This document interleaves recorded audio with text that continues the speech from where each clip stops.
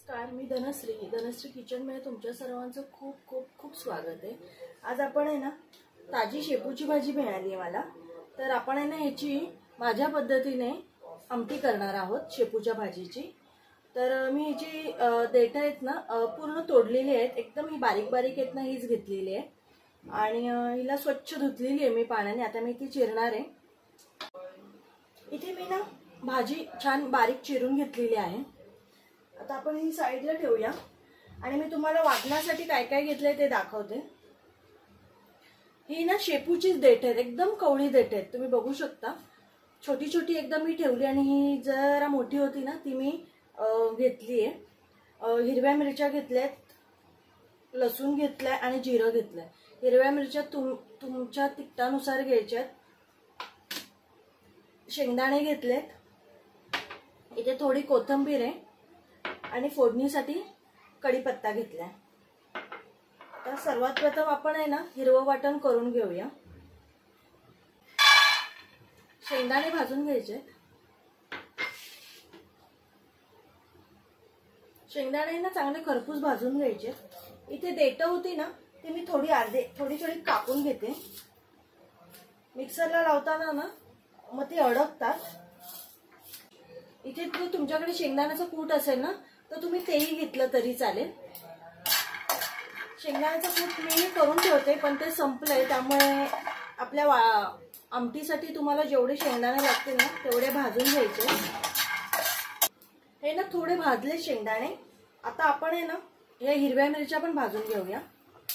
लसूण टाकते आणि थोडं जिरं पण टाकते। ते बघू शकता मिरचीला ना असे डाग पडलेत, लसणाला पण पडलेत, म्हणजे आपलं वाटण आहे ना छान भाजलं गेलेलं आहे। गॅस बंद केलाय मी। आता हे थोडं थंड झालं ना की आपण मिक्सरला लावणार आहे। वाटण आहे ना आपलं छान थंड झालंय। आता आपण हे सगळं मिक्सरला लावणार आहे। आधी मी थोडी कोथिंबीर घेते।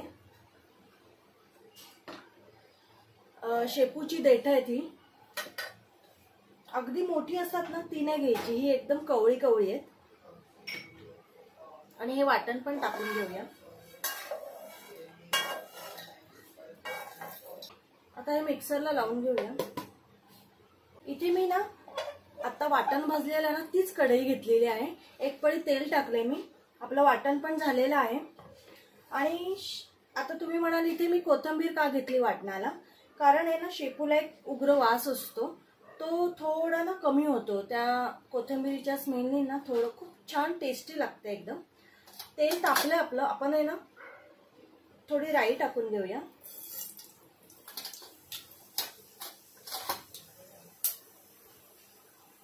आणि थोडं जिरं टाकायचंय। इथे कढीपत्ते ते टाकते।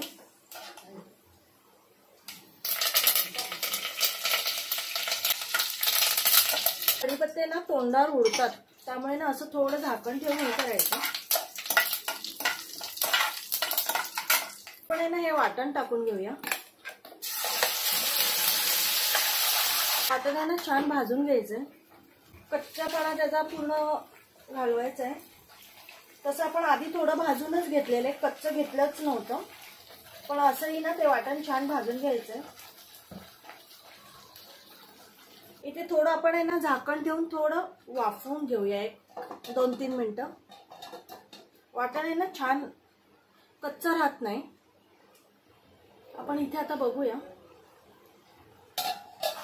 मी 1-3 मिनिटांनी ना झाकण खोललं होतं आणि मिक्सरच्या भांड्यामध्ये जे वाटणाचं पाणी होतं ना ते टाकलं आणि पुन्हा 1-3 मिनिटं मी हे ठेवलेलं आहे चांगलं छान, बघू शकता। आता ह्याच्यामध्ये ना जिरं पावडर आहे, जिरं भाजून मी केलेली पावडर आहे ही टाकायची आहे आणि थोडी हळद टाकायची आहे। हे छान मिक्स करून घ्यायचंय। इथे ना पाणी गरम करायला ठेवलंय, आपल्याला जेवढी पातळ आमटी करायची आहे ना त्यासाठी गरम पाणीच वापरा। आता आपण आहे ना शेपूची भाजी टाकून घेऊया।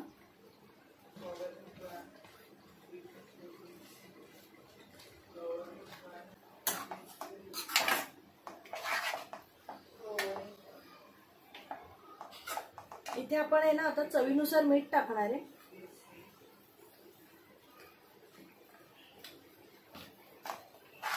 पाण्याला उकळ आली, हा गॅस बंद करते. किती पातळ करायचं आहे त्यानुसार पाणी टाकून घ्यायचंय.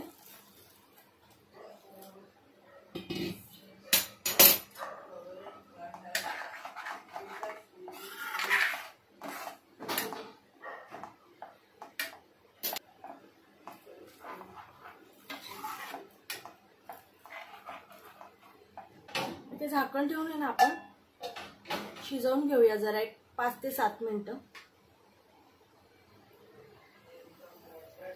ते 7 मिनिटं झालेली आहेत. छान उकळी पण आली आहे आणि आपली भाजी छान शिजली पण आहे मस्तपैकी.